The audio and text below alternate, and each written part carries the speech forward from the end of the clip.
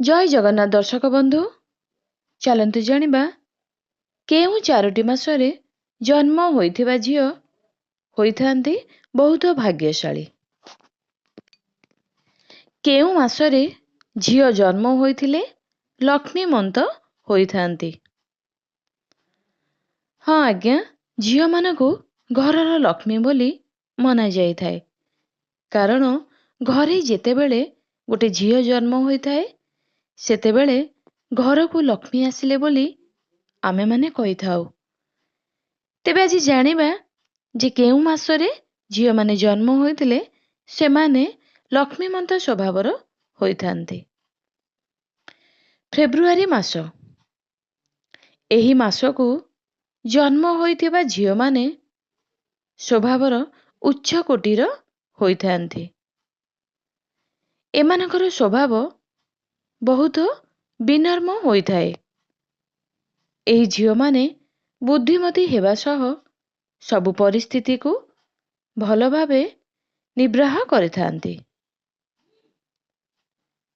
ବିବାହ ପରେ ଏମାନଙ୍କୁ ଭଲ ଶାଶୁଘର ପରିବାରଟିଏ ମିଳିଥାଏ।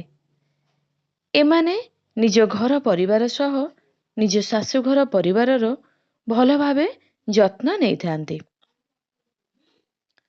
ଏପ୍ରିଲ ମାସ। ଶାସ୍ତ୍ର ଅନୁଯାୟୀ ଏହି ମାସ ବହୁତ ଶୁଭ ମାସ ହୋଇଥାଏ। ଏହି ମାସକୁ ଜନ୍ମ ହୋଇଥିବା ଝିଅଙ୍କଠାରେ ଲକ୍ଷ୍ମୀମନ୍ତ ଗୁଣ ରହିଥାଏ। ଏହି ମାସର ଝିଅମାନଙ୍କର ଗ୍ରହ ଚଳନ ବହୁତ ଗୁରୁତ୍ୱ ହୋଇଥାଏ, ଯାହାଦ୍ୱାରା ଏମାନଙ୍କୁ ଜୀବନରେ ସଫଳତା ପ୍ରାପ୍ତ ହୋଇପାରିଥାଏ। ଭାଗ୍ୟଦେବୀ ଅନେକ ସମୟରେ ଏମାନଙ୍କ ଉପରେ ପ୍ରସନ୍ନ ହୋଇଥାନ୍ତି। ଜୁନ ମାସ। ଏହି ମାସରେ ଜନ୍ମ ହୋଇଥିବା ଝିଅମାନେ ସୌଭାଗ୍ୟଶାଳୀ ହୋଇଥାନ୍ତି। ଏହି ମାସରେ ଯଦି କୌଣସି ପରିବାରର ଝିଅ ଜନ୍ମ ହୋଇଥାଏ ତେବେ ସେହି ଘରକୁ ମାତା ଲକ୍ଷ୍ମୀଙ୍କର ଆଗମନ ହୋଇଛି ବୋଲି କୁହାଯାଇଥାଏ।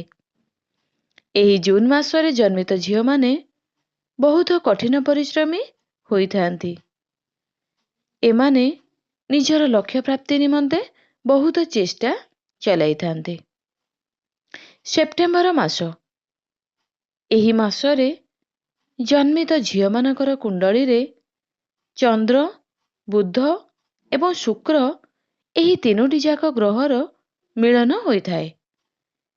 ଯେଉଁ କାରଣରୁ ଏହି ସେପ୍ଟେମ୍ବର ମାସରେ ଜନ୍ମିତ ଝିଅମାନଙ୍କର ଆର୍ଥିକ ସ୍ଥିତି ବହୁତ ଭଲ ରହିଥାଏ।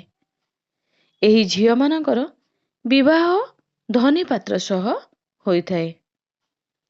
ତେଣୁ ଏମାନେ ନିଜ ଜୀବନରେ ଅଭାବ ଅସୁବିଧାର ଅଧିକ ସାମ୍ନା କରିନଥାନ୍ତି।